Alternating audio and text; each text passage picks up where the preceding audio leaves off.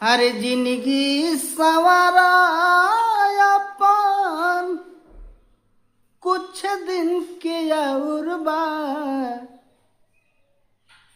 जिंदगी सवारा अपन कुछ दिन के और बा। पाछे पछतैब दिनवा आवे वाला बाउर बा। पाछे पछतैब दिनवा आवे वाला बाउर बा। पाछे पछतैब दिनवा आवे वाला बाउर बा। लोगन के हाल हम कतना सुनाई।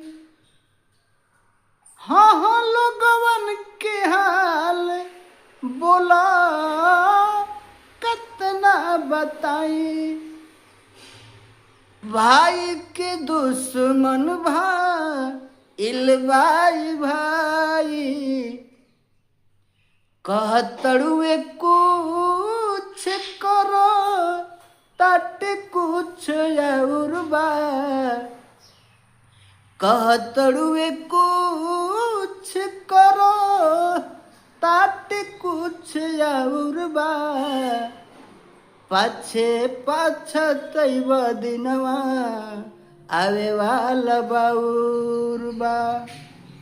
पाछे पछतैब दिनवा आवे वाला बाउर बा।